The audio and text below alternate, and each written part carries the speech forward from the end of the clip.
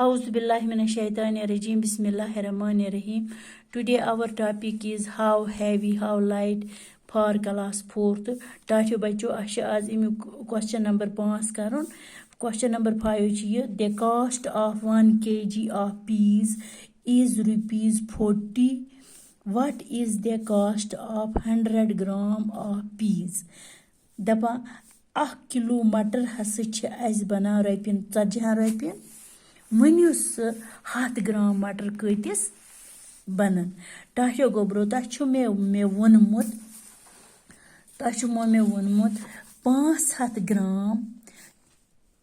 So go half of 1 kg. 1 kilo wuk half nesap. Ös heko itkanan tilikit 1/5, 1/2, so go half, 1/2 multiplied by half, go half money go multiplied by 1 kg, 1 kg man cha asan 1000 gram.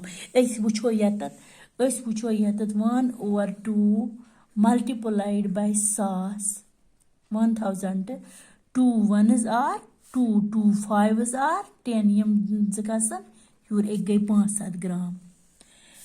इथे कन्न 100 grams गई बराबर 1/5 of 1 kg. 1/5 multiplied by 1000. So go 1/5. 1/5 multiplied by 1000. 1000 go 1 kg. 1 kilo. Yattato is kasan 5 1s are 5 2s are go 10 yim zikasan hur gay 100. Sui 100 gram chetat. Ithe kan 100 grams gay barabar 1/10 of 1 kg. 1/10 of chhe kimuk 1 kg. Asya ko itkan tilikit 1/10 multiplied by 1000. Isliye ko kehta ha wo tai 1/10 multiplied by 1000. 10 1s are 10, 10 1s are 10. तो यम zikhasan hur gay 100 is barabar. So 100 gram 1/10 of 1 kg. Wish I sawal the cost of 1 kg of peas is rupees 40. What is the cost of 100 gram of peas? Isliye ko itkanan answer at itkanan the cost of 1 kg of peas kath barabar chhe 40 rupees. 40 rupees. Therefore the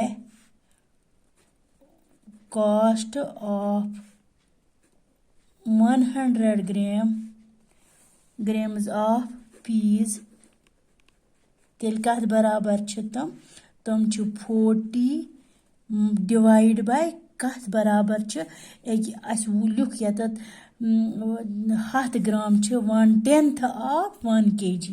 1/10 of 1 kg. So go 10th go dahim his 40 divide by 10.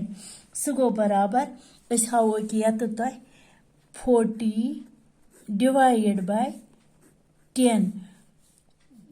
4 10s are 40.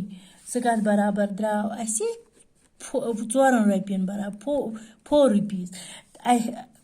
Ithe ganan ch 1 kilo matar ch 40 rupees.